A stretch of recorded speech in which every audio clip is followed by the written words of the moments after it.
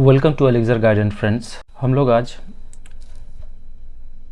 SSC GD constable exam 2021 जो कुछ ही दिन बाद में होने वाला है, इसके 25 मैथ के क्वेश्चंस प्रैक्टिस करेंगे। जो मैंने क्वेश्चन सिलेक्ट किया है वो प्रीवियस ईयर क्वेश्चंस पेपर पर ही बेस्ड है।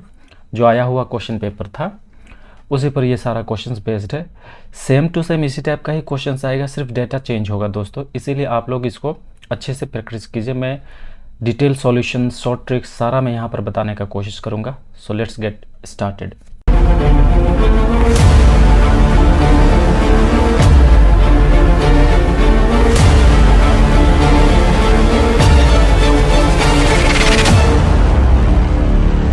So this is the very first question of the paper. Question क्या कर रहा है, हिंदी में क्वेश्चन। ये बाइलिंगुअल होता है, ये एग्ज़ाम सेंट्रल गवर्नमेंट का एग्ज़ाम होता है ना, जो भी कांस्टेबल जीडी का जितना पैरामिलिट्री फोर्सेस है उसका, तो इंग्लिश, आइदर इंग्लिश और हिंदी में आपको देना है। तो मैंने हिंदी का क्वेश्चन पेपर यहाँ बनाया है। देखो क्या कर रहा है क्वेश्चन, यदि P Q से 40% कम है तो Q P से कितना प्रतिशत अधिक है, यह है क्वेश्चन। तो जिस तरह से क्वेश्चन का है उसी तरह से हम लोग बना रहे हैं। देखो P के बारे में बात किया है और Q के बारे में। P के बारे में क्या कर रहा है, P Q से 40% कम है। इसका मतलब अगर हम लोग Q को 100% अगर मान लेंगे तो P कितना होगा, 40% कम होगा Q से। तो अगर Q 100% है तो P हो जाएगा 40% कम, यानी कि 60%। ये निकल गया।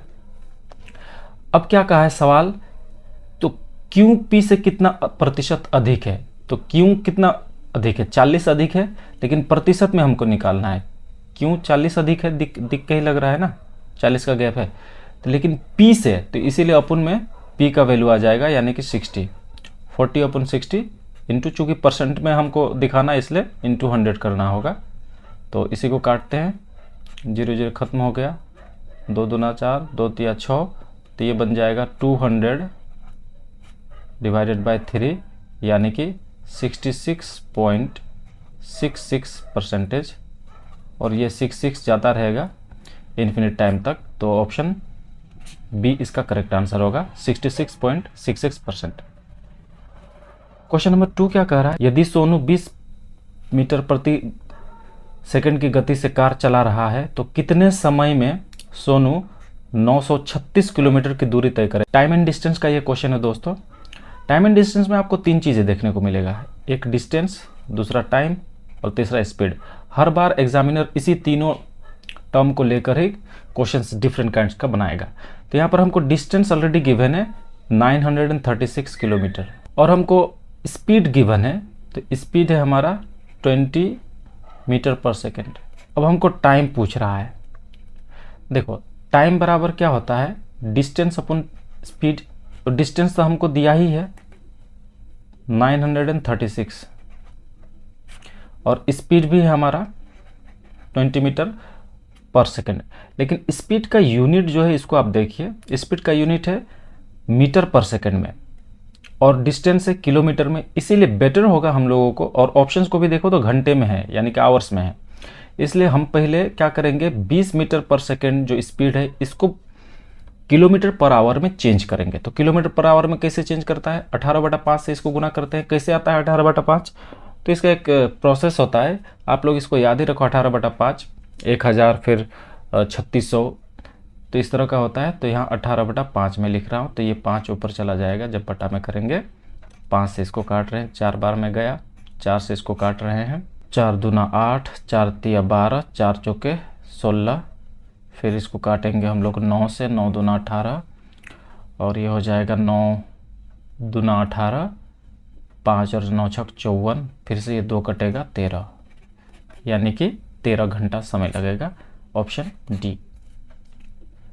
नेक्स्ट क्वेश्चन क्या कर रहा है, एक थैले में 1 रुपये, 2 रुपये, 5 रुपये के मूल्य वर्ग के रूप में 420 रुपये है।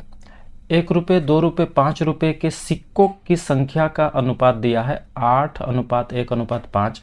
तो थैले में 5 रुपये के सिक्के कितने हैं। सवाल समझ में आ गया। तो देखो पहले रुपीज़ वाले पार्ट को हम लोग लिखते हैं। तो रुपीज़ कितना कितना का है, कॉइन्स 1 रुपये का है, 2 रुपये का है और 5 रुपये का है। और इस कॉइन्स का संख्या कितना है, संख्या लिखते हैं, यानी कि नंबर। अनुपात में दिया है 1 रुपये वाला 8 और 2 रुपये वाला 1 और 5 रुपये वाला कितना है 5।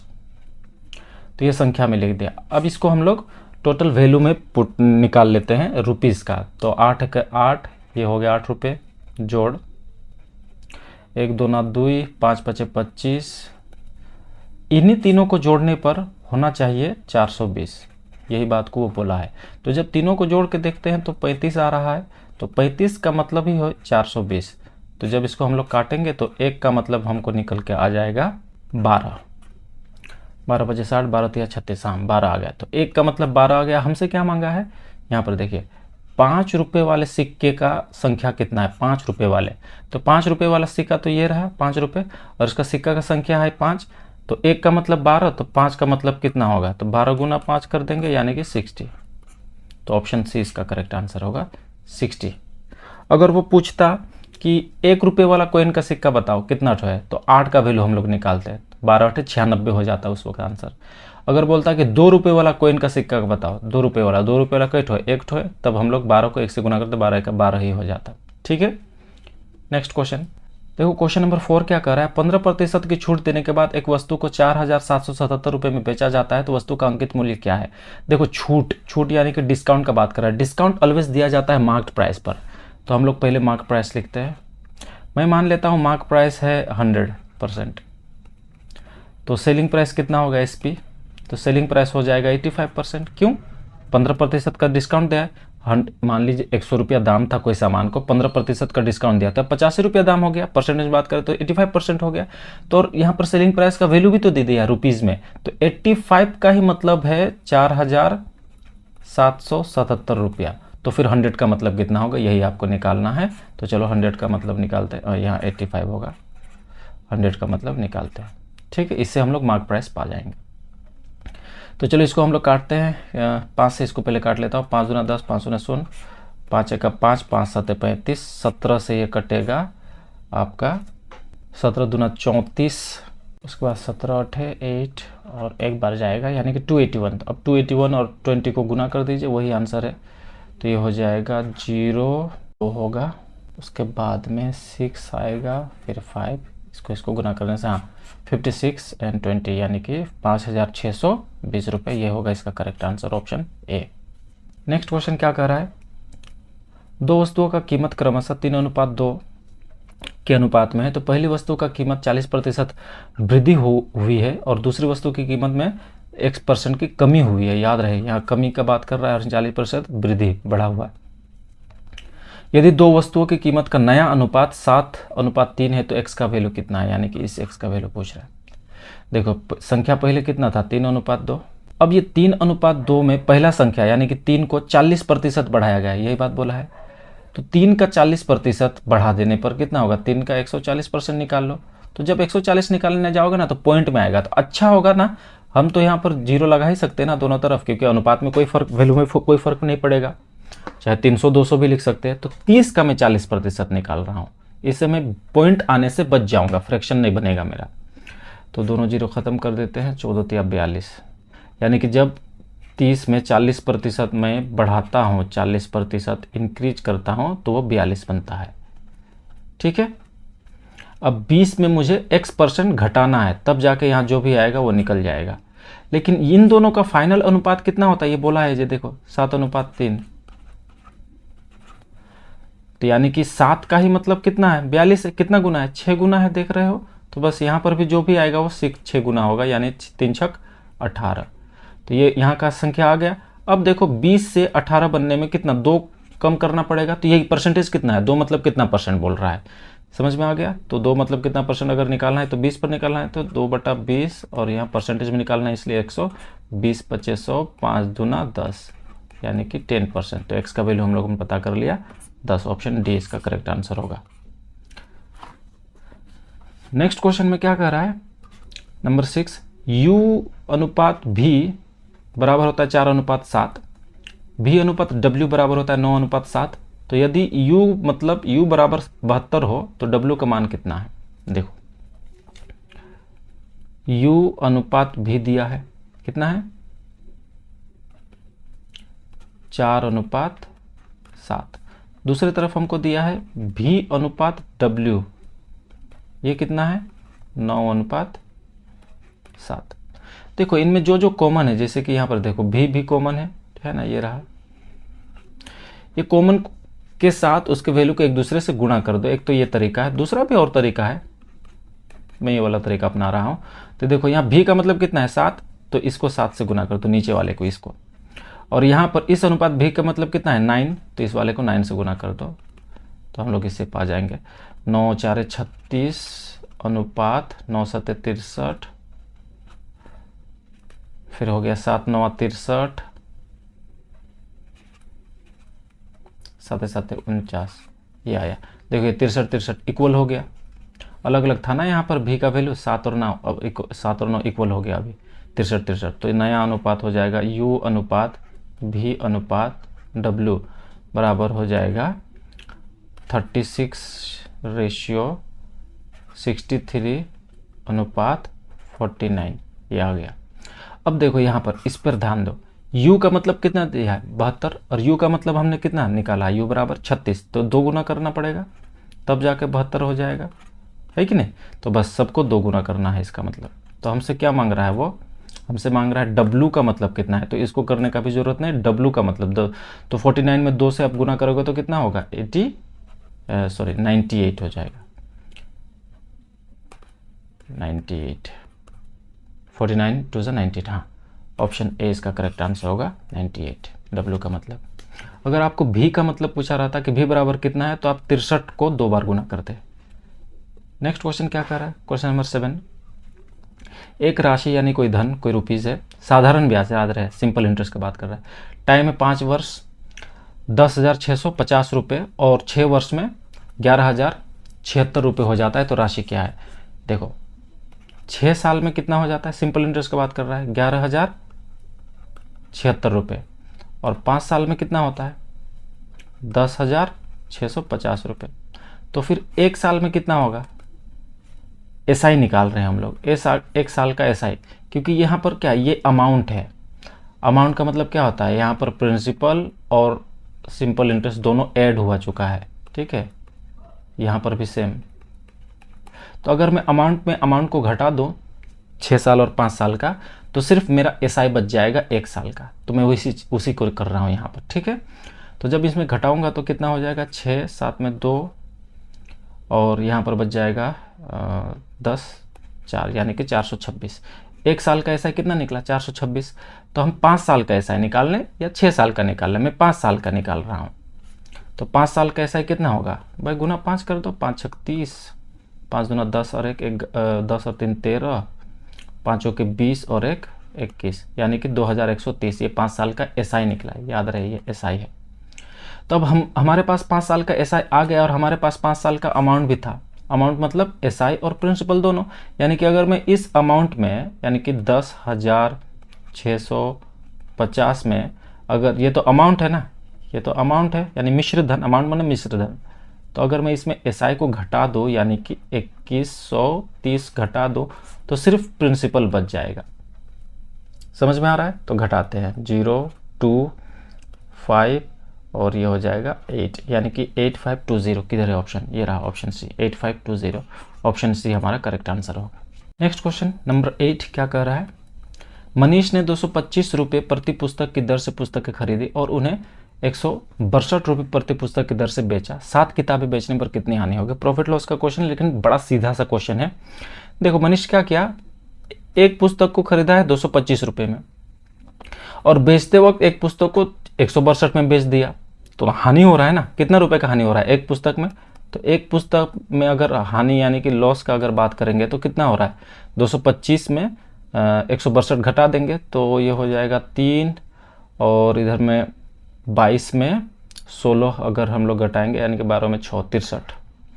तो एक पुस्तक को बेचते वक्त 63 रुपये का उसको लॉस हो रहा है, तो 7 पुस्तक बेचने का बात कर रहा है, तो गुना 7 कर दो, बस हो गया आंसर यही, 7 या 21। बाकी कुछ चेक करना नहीं, एक वाला यूनिट डिजिट में यही ऑप्शन है, तो ऑप्शन ए इसका करेक्ट आंसर होगा। फिर भी देख लीजिए 7 या 21, 7 छक 42 और 1 42 और 2 44, तो ऑप्शन ए इसका करेक्ट आंसर होगा। नेक्स्ट क्वेश्चन नंबर 9 क्या कह रहा है, 6 संख्या दिया है, N1, N2, N3, N4, N5 और N6 का औसत A है। औसत यानी कि एवरेज का बात कर रहा है, ठीक है।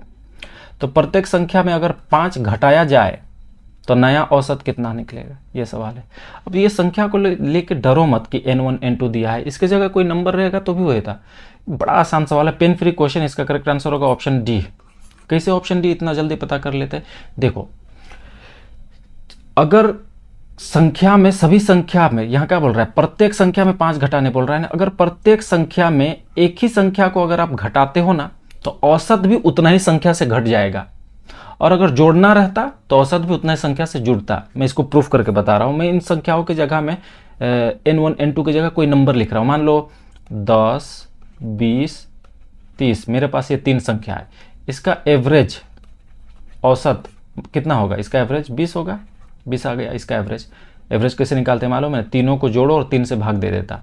3 संख्या है ना, 1, 2, 3, तो तीनों को जोड़ते हैं तो कितना हो जाता है? 60। 60 को अगर मैं 3 से भाग देता हूँ तो कितना हो जाएगा? 20। ठीक है, ये भी एक तरीका है। और अगर डिफरेंस दोनों का इक्वल है और तीसरा का भी इक्वल है, यानी कि डिफरेंस देखो सबका 10-10 है, तो ऑलवेज मिडिल वाला संख्या ही एवरेज होता है। तो 20 है इसका एवरेज, 20 आया एवरेज। अब मैं सब संख्या में 5-5 में घटा दे रहा हूँ, तो 10 में 5 घटाएंगे तो कितना बचेगा? 5। 20 में 5 घटाएंगे तो बचेगा 15, और 30 में अगर 5 घटाएंगे तो बचेगा 25। अब नया औसत कितना आएगा मालूम है? 15 आएगा। करके देख लेंगे। तो देखो यहाँ पर औसत में कितना का फर्क आ रहा है? -5। मैंने यहाँ पर -5 किया था और औसत में भी -5। तो समझ में आ रहा है ना? यानी कि जो औसत है, औसत हमारा कितना था? A मेन क्वेश्चन में, उसमें 5 घटाना था, यानी कि इनमें 5 घटाना था, तो औसत में भी 5 घटेगा, तो A-5 इसका करेक्ट आंसर होगा। पेन छूने का ही जरूरत नहीं था, इतना तामझाम तो मैं आपको समझाने के लिए किया। Next question, time in work का एक क्वेश्चन है। ए अकेला एक कार्य को 6 दिनों में पूरा करता है। तो ए कितना दिन में पूरा करता है? 6 दिन में। ए 6 दिन लगाता है कोई काम को पूरा करने में। बी उसी काम को 8 दिन में पूरा करता है। अब बी लिखते हैं और उसी काम को 8 दिन में पूरा करता है। अब ए और बी दोनों मिलकर उस कार्य को कितना, सबसे आसान सवाल टाइम इन वर्क का यही रहता है, दोनों मिलकर कितना काम करेंगे। बहुत सारे तरीका में बनाया जाता है, तो मैं यहाँ पर टोटल वर्क निकालने वाला फॉर्मूला तरीका में बता रहा हूँ, टोटल वर्क निकालने का। तो टोटल वर्क में ऐसा संख्या मान लूंगा जो 6 और 8 दोनों से भाग चला जाता हो, तो अच्छा होगा इन दोनों का आप एलसीएम निकाल लो। जरूरत नहीं है, मैं 24 भी बोल सकता हूँ, 24 6 से भी कटता है, 8 से भी कटता है, 48 भी बोल सकते हैं, और कई संख्या आएगा। तो अगर ए 6 दिन में 24 काम करता है, तो एक दिन में कितना काम कर रहा होगा? कितना यूनिट? 24 यूनिट अगर काम कर रहा है टोटल वर्क, तो एक दिन में वो काम कर रहा होगा 4, और 8 एक दिन में 3 काम कर रहा होगा। तो दोनों को जोड़ोगे तो दोनों मिल के हो जाएगा ए प्लस बी का एक दिन का काम। ए प्लस बी का एक दिन का काम कितना है? 7 यूनिट। तो टोटल काम कितना है? 24। तो दोनों मिलकर अगर करेंगे तो 24/7 ये होगा। तो यही तो है ऑप्शन ए में। ये और टूटेगा, लेकिन ऑप्शन को देखो तो टूटाने का भी जरूरत नहीं। अब कांस्टेबल का एग्जाम है तो बड़ा इजी सा रखा है, तो ऑप्शन ए इसका करेक्ट आंसर होगा। ठीक है, आप 48 भी लिख के यहाँ कर सकते हो। 2 बार वो कट जाता 2 से लास्ट में जाके, यहाँ नीचे 14 आता तो 2 से कट जाता दोनों। नेक्स्ट क्वेश्चन देखो, क्वेश्चन 11 में एक सिंप्लीफिकेशन है, इसको सिंप्लीफाई करना है। तो इसके लिए आपको जनरली एक सिस्टम जानना होगा कि किस काम को पहले किया जाता है। तो भी बॉडमास आप इस रूल को जानो। सबसे पहले विनिकुलम का काम करता है। विनिकुलम किसको कहते हैं? कभी कभी सिंप्लीफिकेशन में आप ऊपर में इस तरह से दाग देखते हो ना, इसी दाग का नाम विनिकुलम है। यानी कि सबसे पहले आप 4 और 2 को आपको काम करना होता है। फिलहाल तो यहाँ कोई विनिकुलम नहीं है, लेकिन ठीक है। उसके बाद ब्रैकेट का काम, ऑफ का काम, फिर डिवीजन, मल्टीप्लिकेशन, एडिशन, सब्ट्रैक्शन का काम। ये तो लगभग सभी जानते हैं। तो चलो इसको बनाते हैं। तो तोड़ लेते हैं पहले। 5/1/2 को सिंप्लीफाई कर लेते हैं फ्रैक्शन में। तो 11/2 घटाओ, ब्रैकेट ओपन, 3 चौके 12 और 1 13/4 जोड़ 6 घटाओ 4। अच्छा, यहाँ पर 4 लिख ही देते हैं एक बार, फिर 2 ये आया। अब देखो फिर 11/2 घटाओ। अब इसमें सबसे पहले किसका काम करेंगे? भाग का। ठीक है, डिवीजन का काम आना चाहिए। ऑफ तो है नहीं यहाँ पर, डिवीजन का काम करेंगे। तो ये जब घटेगा तो क्या हो जाएगा? तो इसको जैसे का तैसे लिख रहा हूँ, इसके आगे जो भी आएगा तो ये हो जाएगा 2, भाग करेंगे तो 2 दूना 4, ब्रैकेट क्लोज हो गया। फिर 11/2 घटाओ। अब उसके बाद डिवीजन का काम आएगा। ठीक है, ये उसके बाद यहाँ प्लस है और यहाँ माइनस है। मैं एक ही साथ भी कर सकता हूँ। पहले प्लस का काम करते हैं। तो एलसीएम लेते हैं, 4 हुआ, 13 आ जाएगा और यहाँ हो जाएगा 24। समझ में आ रहा होगा ना मैं क्या कर रहा हूँ। 11/2 घटाओ 13 और 24 को जब जोड़ेंगे तो ये हो जाएगा 37/4। अभी भी ब्रैकेट हटा नहीं है, घटाओ 2, उसके बाद 11/2 घटाओ, अब ये डिवीज़न हो जाएगा 4 और ये 37 घटाओ 4 दूना 8। उसके बाद इधर देखो यहाँ बना रहा हूँ, हाँ 11/2 घटाओ 37 में जब 8 घटाएंगे तो ये हो जाएगा 29/4। फिर एलसीएम लिया 4 हुआ तो ये 22 हो गया, घटाओ 29। 22 में जब 29 घटाएंगे तो ये हो जाएगा -7/4। तो ये होगा करेक्ट आंसर ऑप्शन ए। थोड़ा फास्ट करना होगा आप लोगों को, और मुझे तो करके दिखाना है। बहुत सारी चीज़ें तो हम मुंह में ही कर सकते हैं ना, जैसे ये वाला पोर्शन को हमको नहीं लिखना था, 2-4 स्टेप में ही हो जाएगा ये। नेक्स्ट क्वेश्चन देखो, क्वेश्चन क्या कह रहा है कि राजेश 25 किलोमीटर प्रति घंटा की गति से अपने कार्यालय जाता है और 20 किलोमीटर प्रति घंटा की गति से अपने घर लौटता है। अब यदि उसे कुल 9 घंटे समय लगते हैं तो उसे कार्यालय और घर के मध्य दूरी कितना है। याद रहे दूरी पूछ रहा है, टाइम एंड डिस्टेंस का ही क्वेश्चन है। डिस्टेंस हमसे मांग रहा है, ठीक है। डिस्टेंस क्या है, टाइम दिया है 9 घंटे लगते हैं, 9 आवर्स। स्पीड 2 है, देख रहे हो। देखो सवाल क्या मैं समझा दे रहा हूँ पहले। मान लो राजेश का ये घर है और ये ऑफिस है, ठीक है। तो घर से ऑफिस जाता है तो जाते वक्त वो 25 किलोमीटर पर आवर के हिसाब से जाता है, स्पीड इसका ये है। और वापस जब आता है वही डिस्टेंस को कवर कर रहा है ना, यानी कि कार्यालय से ऑफिस से वो घर आ रहा है तो 20 किलोमीटर प्रति घंटा के हिसाब से वो आ रहा है। तो डिस्टेंस कितना है घर से ऑफिस का, दूरी कितना है। देखो इसको सबसे शॉर्टकट तरीका से अगर बनाना चाहोगे ना, पेन ही छूने का जरूरत नहीं यहाँ पर भी, क्योंकि डिस्टेंस का मतलब जानते हैं क्या होता है। डिस्टेंस का मतलब होता है स्पीड गुना टाइम, यानी कि जो डिस्टेंस है यहाँ पर, और टाइम तो दिया ही है 9, देख ही रहे, वो डिस्टेंस स्पीड से ना पूरा पूरा भाग जाएगा, ये बात पक्का है। जो भी डिस्टेंस है वो स्पीड से पूरा पूरा भाग जाएगा। तो स्पीड देखो यहाँ कितना है, 25 किलोमीटर पर आवर और यह 20 kilometre per hour.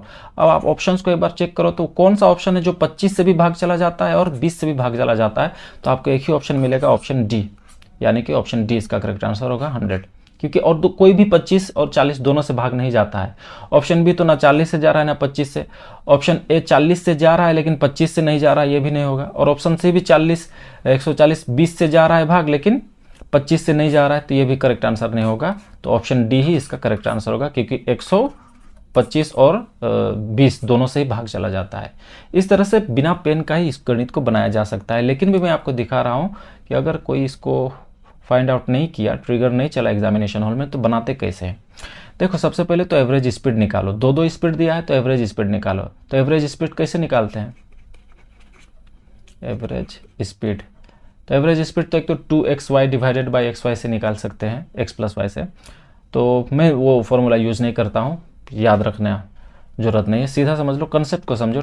Average speed मतलब total distance divided by total time. तो टोटल डिस्टेंस कितना है, डिस्टेंस तो हमको मांग रहा है ना, हमको नहीं पता, तो मैं कोई भी एक डिस्टेंस मान लेता हूँ। मैं ऐसा डिस्टेंस मान लेता हूँ जो 25 और 20 से कट जाता हो, सुविधा होता है। कोई भी आप मान सकते हो, 50, 2, 3, 5, 200, 1000, जो भी मानो, लेकिन चूंकि फ्रैक्शन ना बने इसलिए ऐसा डिस्टेंस मानो जो 25 स्पीड से भी कट जाता हो, दोनों स्पीड से, और 20 से भी कट जाता हो। तो मैं 100 मान लिया वो डिस्टेंस। अब ये मुझे नहीं मालूम 100 आंसर है कि नहीं है, मैं मान लिया। आप 200 मानो, 200 भी कटता है 25 और 20 से। अब 400 मानो, 1000 मानो, कुछ भी मान सकते हो, मैं 100 मान लिया। टोटल डिस्टेंस मान लो 100 है। अच्छा टोटल टाइम कितना, ये तो दिया है, कुल समय कितना लगा है 9 घंटा, तो यहाँ 9, तो 100/9। ये क्या निकला हमारा, ये एवरेज स्पीड निकला, यानी कि किलोमीटर पर आवर, ये स्पीड है, ठीक है। अब हमसे क्या मांग रहा है, डिस्टेंस मांग रहा है। तो डिस्टेंस मतलब क्या होता है भाई, स्पीड गुना टाइम। तो स्पीड तो हमने निकाल लिया ना 100/100, तो 100/9, तो 100/9 ये स्पीड लिखा, गुना टाइम, टाइम कहाँ ये रहा, 9 घंटा समय लगा है, तो गुना 9, तो ये 9 खत्म हो गया, तो सिर्फ 100 बचा, तो इसलिए 100 इसका करेक्ट आंसर होगा। इस तरह से बना सकते हैं। या फिर एक और फॉर्मूला होता है 2xy divided by x plus y. इस फॉर्मूला से भी आप बना सकते हो। ये एवरेज स्पीड निकाले का फॉर्मूला है, लेकिन इस फॉर्मूला में एक दिक्कत आएगा, लास्ट में आपको डिवाइडेड बाय 2 करना होगा, क्योंकि वो लौट के वापस आया है इस तरह से।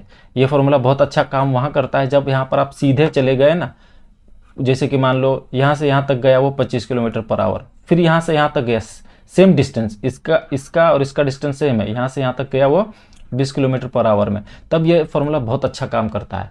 इसमें भी काम करेगा, लास्ट में डिवाइडेड बाय 2 करना होगा टोटल डिस्टेंस। समझ में आ गया ना चीज़ें। Next question number 13। अनिल, दीपक और दिनेश एक साथ 35 दिनों में एक कार्य को पूरा करते हैं। अनिल और दिनेश साथ में मिलकर 60 दिनों में, अनिल और दिनेश साथ में मिलकर 60 दिनों में काम को पूरा करते हैं, तो दीपक अकेले उस काम को कितने दिनों में पूरा करेगा। देखो शुरू में तो 3 जन मिल रहा है, अनिल, दीपक और दिनेश, तीनों जन मिलकर 35 दिन में खत्म कर देता है। लिखते हैं अनिल, दीपक और दिनेश, DN लिख रहा हूं मैं क्योंकि दीपक में भी D आता है, कंफ्यूज ना हो। तीनों जन मिलकर काम को 35 दिनों में पूरा करता है, 35 डेज लगता है, ठीक है। और दूसरा स्टेटमेंट बोला है अनिल और दिनेश मिलकर 60 दिनों में पूरा करता है, तो अनिल और दिनेश मिलकर, तो DN 60 दिनों में पूरा करता है। तो हमसे पूछ रहा है कि दीपक अकेले कोई उस काम को कितना दिन में पूरा करेगा, दीपक अकेले। तो फिर से मैं टोटल वर्क पहले मान लेता हूँ, टोटल वर्क कितना है TW। तो एक ऐसा संख्या मानो जो 35 और 60 दोनों से कट जाता हो, ऐसा संख्या मान के चलते हैं। तो 35 और 60 से कटने वाला संख्या क्या है। अब अगर नहीं आएगा तो एलसीएम निकाल लो भाई, 35 और 60 का एलसीएम निकाल लो, संख्या पता चल जाएगा। 5 से 5 7 35, 12 25 60, और जाएगा नहीं जाएगा, 12 25 60, 60 गुना 7, 7 6 42, यानी कि 420। तो टोटल वर्क 420 निकला। तो अनिल, दीपक और दिनेश 35 दिन में 420 यूनिट काम कर लेता है। तो एक दिन में कितना यूनिट काम करेगा ये पहले निकालते हैं। 1 डेज वर्क निकल जाएगा उन लोग का।